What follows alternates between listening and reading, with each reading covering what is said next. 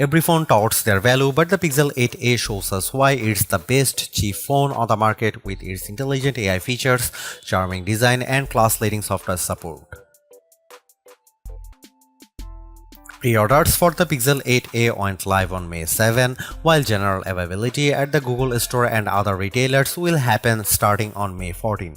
More important to its story, however, is that its US price remains unchanged at $499, which is wonderful news given how rumors hinted to the possibility of a price hike. Luckily, that's not the case here, but you should know that the $499 cost is for the 128GB of storage. If you need more, Google adding an additional 256GB option for $559. UK shoppers will pay £499 for the Pixel 8a and £50 more increase from the Pixel 7a. Mid-range phones really get any color options besides the usual black and white options, but Google's has the Pixel 8a available for different colors. You have visual obsidian and porcelain for those who prefer something more neutral toned, while the bay and alloy options add a bit of charm to the phones. My Pixel 8a test unit is the alloy version, which has a deeper green tone over the mint color option for the Pixel 8. Unfortunately, Google has yet to lower the price of last year's Pixel 7a. That once is still selling for $499 on the Google Store, but I suspect it won't be long before it gets a price cut. Even so, Pixel 8a deals going on right now make it almost entirely pointless to get the Pixel 7a at this moment, mainly because you can get the Pixel 8a for free in some instances. With the Pixel 8a design, I am really impressed by how it looks and feels very much like Google's more expensive flagship phones. For a mid-ranger, it certainly has a charm that few phones can match.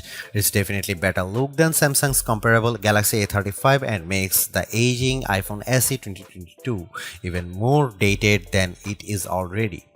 There are a couple of design changes that make the Pixel 8a look better than the Pixel 7a. First of all, the corners have been rounded to make it more in line with the design of the Pixel 8 and 8 Pro's design language. Secondly, it also feels much better to hold because of the matte black and polished aluminum frame it's sporting this time. It doesn't feel slippery like the glossy finish of the Pixel 7a, while the matte finish makes it much more smudge resistant. I love how the Pixel 8a always looks clean each and every time I take it out of my pocket or after using it for a period of time. Beyond these two changes, pretty much everything else about the Pixel 8a is identical, including the horizontal bar on the back of the phone that contains its cameras, USB-C port, power and volume rockers. I was hoping for Google to trim the bezels around the display a bit more. There is still a wider bezel on the bottom edge of the display. Google's sustainable pledge continues with the Pixel 8's construction because it uses more recycled aluminum, glass and plastic while still offering an IP67 rating for water and dust resistance. This is all fantastic stuff, especially when the Pixel 8a feels incredibly well built. If my Pixel 8 Pro long-term review is any indication, I suspect the Pixel 7a to hold up just as well. Google's not the first nor the last phone maker to claim extreme brightness with its displays, and while some claims may seem a bit outrageous, I am happy to report that the Pixel 8a at least delivers a brighter screen compared to the Pixel 7a with its 6.1-inch OLED with a resolution of 2400 by 1800 pixels. It adopts the same display technology found with the Pixel 8, an extra display that Google claims can reach a peak brightness of 2000 nits. Our lab testing reveals a peak brightness output 1378 nits and 1350 nits with HDR content. The latter very much comes close to Google's own claim of 1400 nits, even though the Pixel 8a display's peak output is still nowhere close to the 2000 nit rating Google mentions. It's still much brighter than the Pixel 7a's meager 931 nits of brightness. I watched a bunch of 4K HDR videos outside on a sunny day and would still make them out. Another display improvement pertains to the Pixel 8's dynamic 120Hz display refresh rate up from the Pixel 7's 90Hz refresh rate. There is a noticeable difference whenever I activate smooth display mode, which makes the scrolling animation around the interface look much smoother. When smooth display is off, I can tell there is a little bit of jitter when scrolling a web page or the apps panel. When it comes to the stuff I use my phone for, the 6.1-inch actual display gets the job done. The OLED panel offers wide viewing angles that doesn't distort the screen in any way, while its rich and vibrant color palette makes watching trailers like Furiosa such a visual feast to the eyes.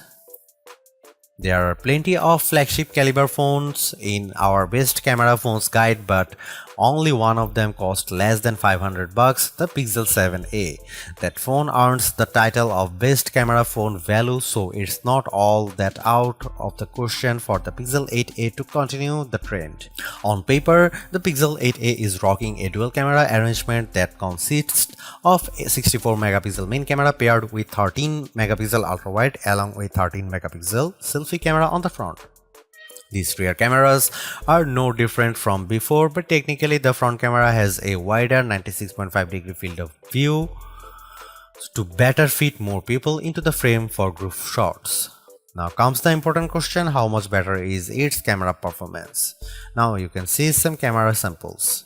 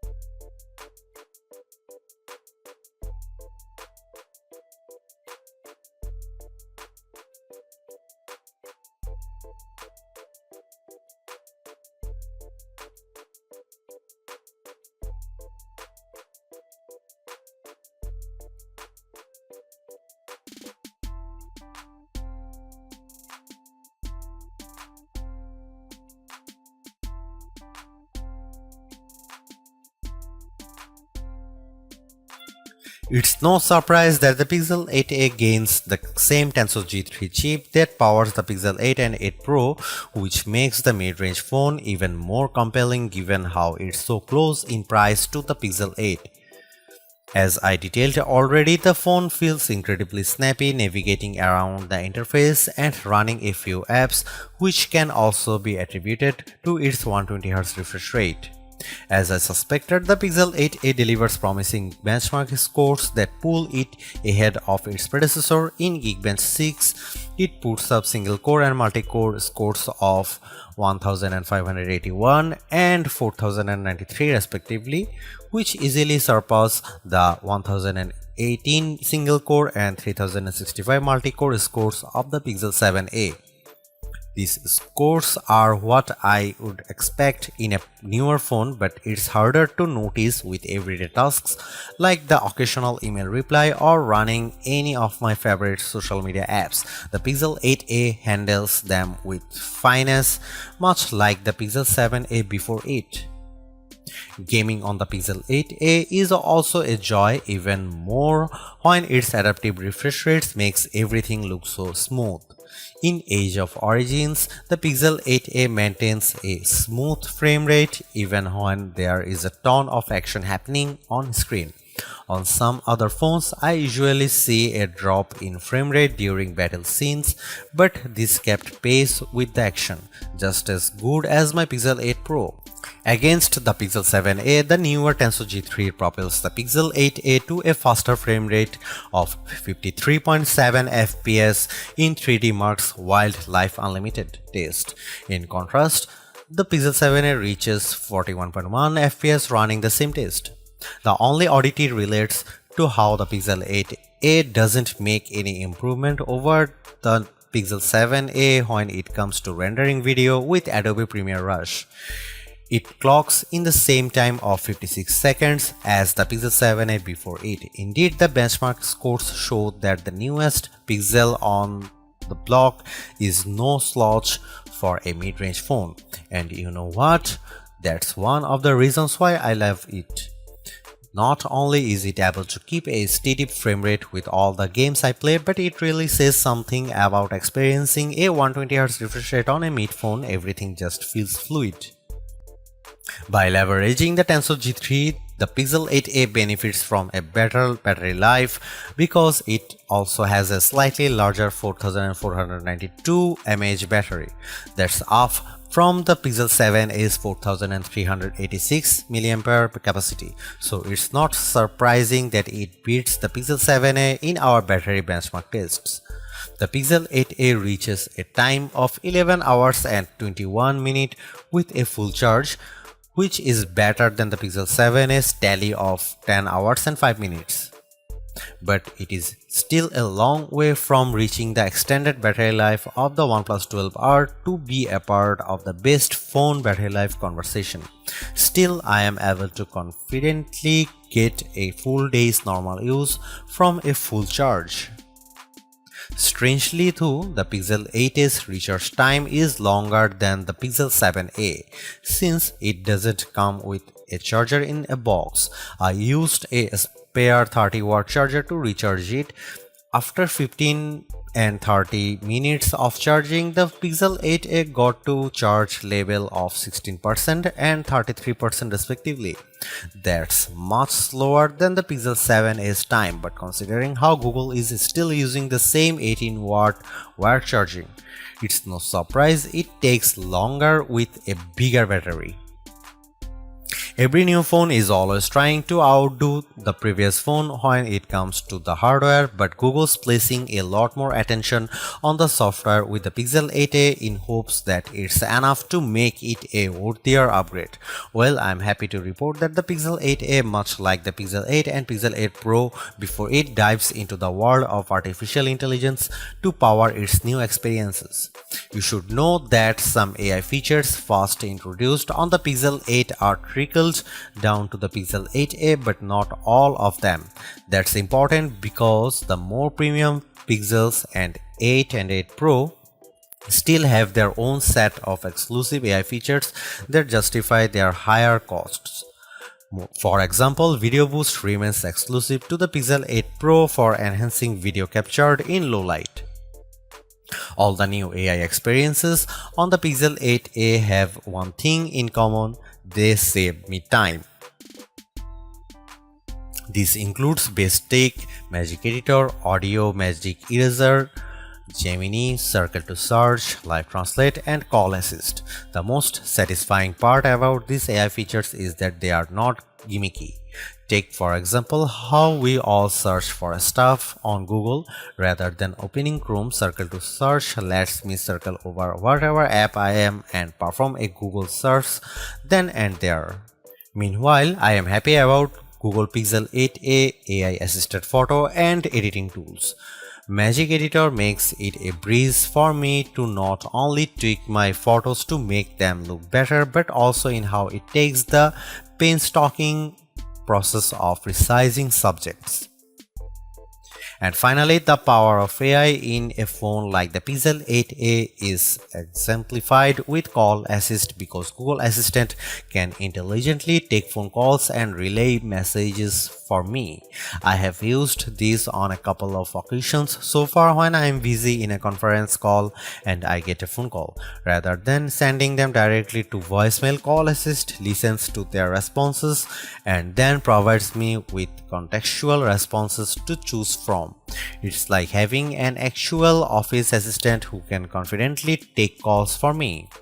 And with Gemini out of the box, it's better AI chatbot that can be accessed anytime on the Pixel 8a to deliver relevant responses and actions like getting me the latest ticket prices on a trip abroad.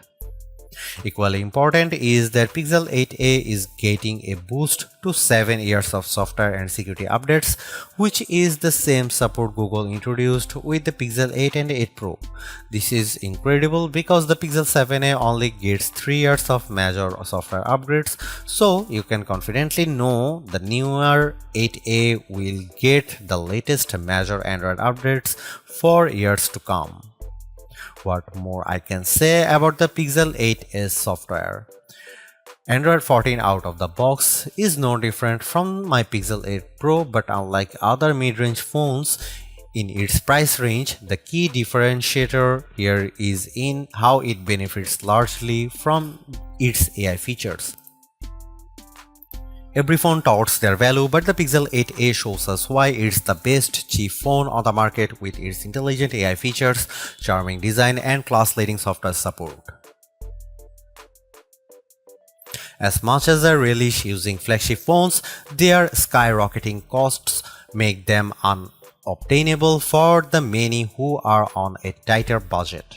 That's why I have been a fan of mid-range phones for years, as they offer incredible value without the cost, and the Pixel 8a is exactly what I crave. Even though I am disappointed that there is not a tremendous improvement to the camera performance like I have seen in years past, the Pixel 8a still manages to make it up in other ways. I think the bigger story here is how the Pixel 8a offers way more utility with its AI features and gets 7 years of software support. You can also tack on its brighter screen, longer battery life, and charming design, all of which adds to its credibility in being the best cheap phone around. These improvements come without upping the cost of the phone, which in this day and age is a great thing in my book. This means you are getting even more value out of the Pixel 8a, more so if you intend on holding it for the next 7 years. I am not one to shell out $1,000 plus for a phone, which is why this is the phone I would buy with my own money. Thanks for watching. See you in the next one.